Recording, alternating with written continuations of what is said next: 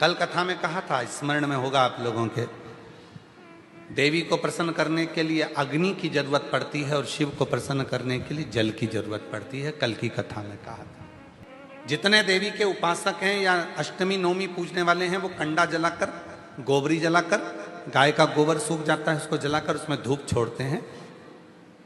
मालपुआ या पूड़ी या खोट या सब्जी जो भी बनता है उसको छोड़ते हैं। अष्टमी नवमी पर पूजन करते हैं, धूप देते हैं, अग्नि में छोड़ते हैं। क्यों छोड़ते हैं? क्योंकि देवी अग्नि से प्रसन्न होती है और शिव जल से प्रसन्न होता है। देवी अग्नि से और शिव जल से। उसकी प्रसन्नता हमें सुख देती। केवल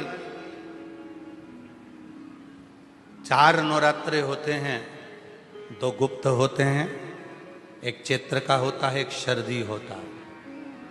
केवल 4 नवरात्रे ऐसे होते हैं जिन नवरात्रे में शिव जी के मंदिर में अगर दीपक भी लगाया जाता है तो लंबी बत्ती का लगाया जाता है। बाकी के समय में शिव के मंदिर में गोल बत्ती का दीपक लगता। क्यों? कहते हैं 64 योगनियां। आपको पहले भी कहा था, आज फिर अच्छे से समझ लीजिए। ये शिवलिंग है, ये जलाधारी है, ये पानी बहता है, बीच में अशोक सुंदरी है, राइट में गणेश जी हैं, लेफ्ट में कार्तिकेय हैं।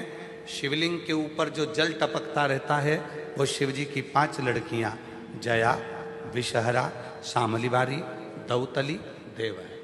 ये पीठिका पार्वती जी का हस्त कमल। ये पीठिका पार्वती जी का हस्त कमल। इस पीठिका के नीचे जितना मोटा भाग रहता है, शिवलिंग जहां रखा है उस पीठिका का जितना मोटा भाग, जहां से पानी नीचे गिरता है, जितना मोटा भाग होता है, इतने पूरे मोटे भाग में मां आद्य शक्ति के 64 योगनियां यहां पर विराजमान होती हैं।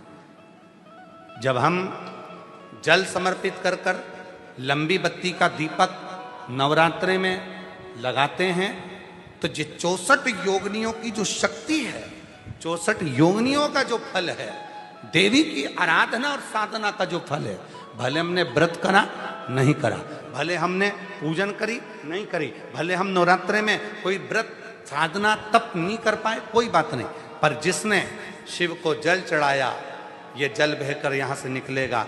वहीं पर सम्मुख में शिव के लंबी बत्ती का घी का यदि दीपक लगाया, और कितना दीपक कैसा, तो कहा जब हम शिव को नवरात्रे में केवल दिया लगाने के लिए जाते हैं, लंबी बत्ती होती है, तो उस दिए के अंदर घी को ज्यादा नहीं भरा जाता, केवल बत्ती को डुबोया जाता है और उस दिए में रखा जाता है, जलाया जाता है।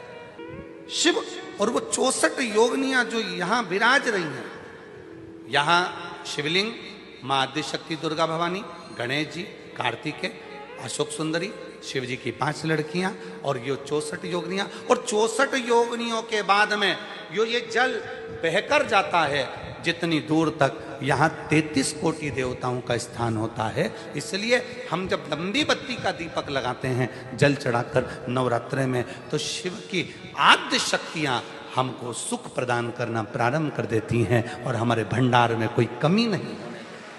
वो भंडार की कमी को दूर।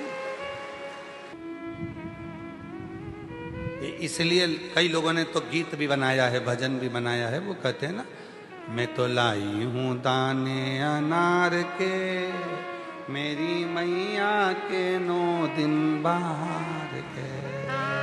मैं तो लाई हूं दाने अनार के, मेरी मैया के 9 दिन बाहर के। माँ आद्य शक्ति की आराधना साधना के साथ शिव की साधना हो तो वो बल दे।